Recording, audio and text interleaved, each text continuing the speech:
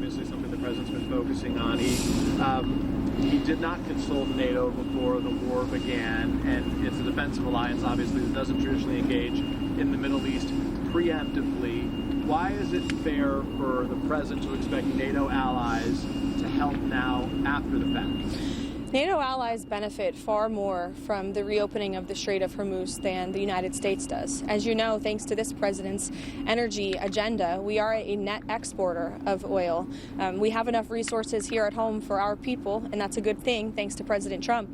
The Strait opening is obviously good for America because it will stabilize the global oil industry. It will bring prices down again, but it greatly benefits Europe and our allies in NATO, and the president wants to see them do more. Look, I think you guys know this. One of the president's guiding principles is fairness, and he's long called out NATO for being what he believes sometimes an unfair alliance for the American taxpayer and our American military. You look at the billions of dollars we spend housing U.S. troops on the soil of our NATO ally countries. That's a benefit to them because it serves as a deterrent from our adversaries around the world.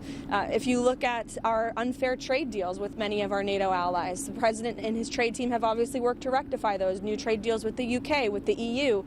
The president wants all of our alliances to be fair for the American people, for the American taxpayer, and I think he's right to call on them to step up and do more in this time. Follow-up. I'll ask one other question and leave that to others, which is very simply, can the president declare this war effort a success if the U.S. does not retrieve Iran's nuclear fuel?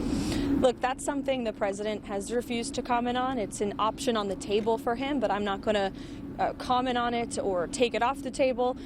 We've defined the objectives of Operation Epic Fury very clearly, which is, of course, to wipe out Iran's ballistic missile arsenal, which we have been very successful in doing. We've achieved dominance over the skies of Iran, to annihilate their navy, which we have done. According to CENTCOM this morning, I received the updated numbers. More than 120 naval vessels are at the bottom of the sea because of our United States Armed Forces. That's a great thing for the American people. That's a great thing for our allies in the region. And of course, to ensure that, yes, Iran cannot permanently cannot possess a nuclear weapon is something this president has long said for decades.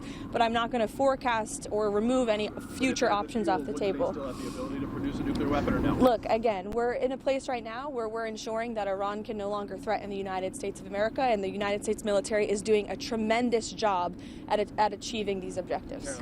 Caroline, is Tulsi Gabbard's job in jeopardy right now, given the Joe Penn stuff? Not to my knowledge. I haven't heard the president say that, nor have I heard him say that. So obviously that's a question for him, but I haven't heard him to say that at all. And can you give us an update on what you're hearing from the Chinese about when this trip might be rescheduled?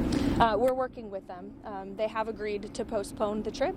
I think they understand the president's rationale for doing so. But again, we're working on those dates. The president has some things here at home in May that he has to attend to, and I'm sure President Xi is a very busy man as well. So we'll get the dates on the books.